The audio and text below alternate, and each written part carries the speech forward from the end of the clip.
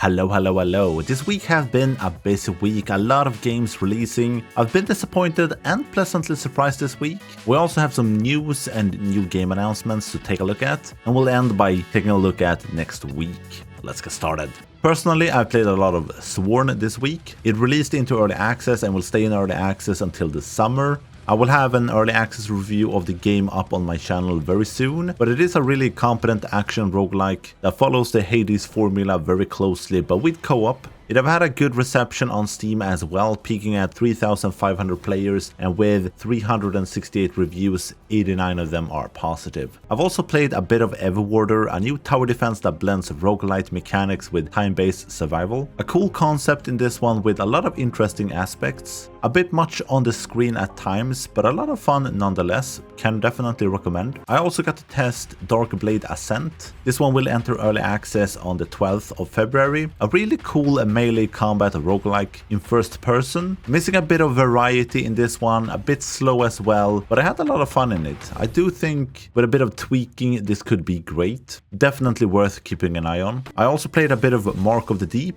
and this one was a bit of a disappointment for me. It's a Metroidvania with Souls-like elements, but it falls a bit flat. The gameplay is a bit sluggish. I just couldn't get into it. It starts off very slowly, so yeah, hard time recommending this one. This week was of course topped by Kingdom Come Deliverance 2 with a peak of 215,000 players, about 15,000 reviews, and 90% of them are positive. I've seen a bit of the gameplay, it looks amazing, but the second place is what's funny this week. The game, a game about digging a hole, took the second place this week with a peak concurrent play count of 4,700 with about 900 reviews, and 91% of them are positive. Insane.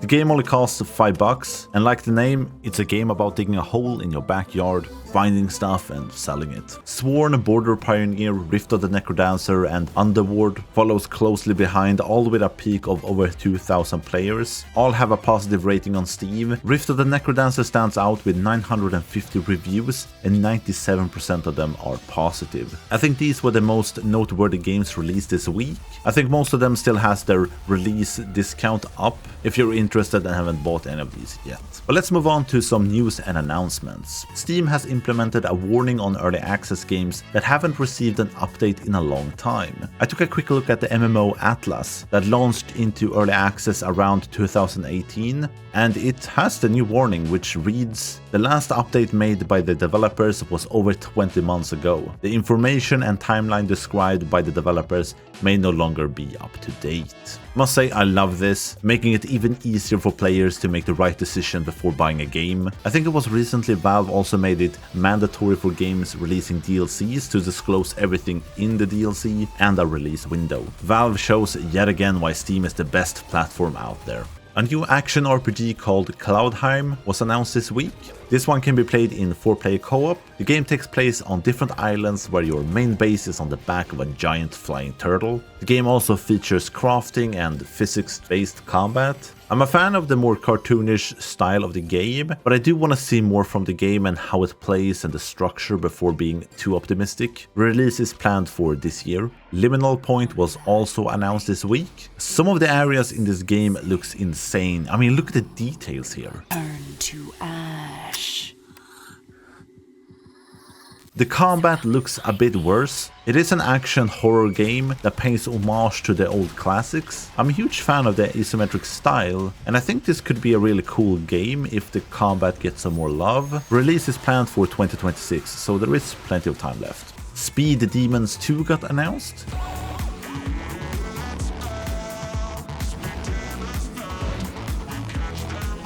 This is an arcade highway racing game. A bit of DNA from the old school Burnout series in this one. It is a single player game with a ton of content. You have 10 different game modes, you have 70 different vehicles, and more than 500 races. Like, what the fuck, that's insane. I just hope there is enough variety within these numbers and not too much copy-paste. Release seems to be happening this year for the game at least. The adorable game Is This Seat Taken was also announced.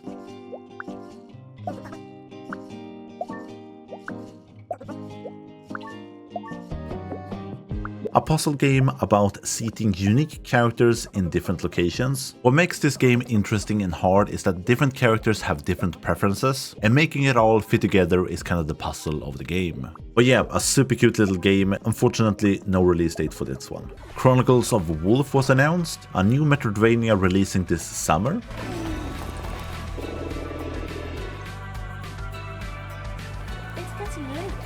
It has really embraced the old school aesthetics, taking you back to the early days of Castlevania. Kinda cool to see, I hope this one does well. Darklight Survivor released a teaser trailer showing off some gameplay.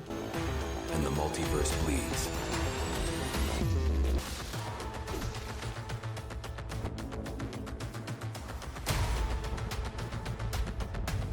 This is an action roguelike survival type game where you can switch between a top-down and third-person view. The multiverse has shattered and you're now traveling between worlds on a train searching for Elysium. I like the concept of this game, the idea of switching between top-down view and third-person view. I wonder how relevant this will be. The combat looks a bit rough, but we have no release date for this one yet, so there is time to fix that. Shifting tone completely, Cast and Chill was announced. A cozy fishing game with some of the best pixel graphics you can have in a game. Looks gorgeous. The game has over 100 different fish to catch. The game has split screen co-op, so you can fish with a friend in the game. Really like that idea. The game also supports remote play together if you and your friend are far apart. Next week have a few games that look interesting. The two that has the most followers are Legacy, Steel and Sorcery. This one is releasing on the 12th. A new PvPvE that is entering early access. I like the style here. I'm a bit concerned about the combat. It looks a bit rough, but it is entering early access, so a lot of work will go into the game.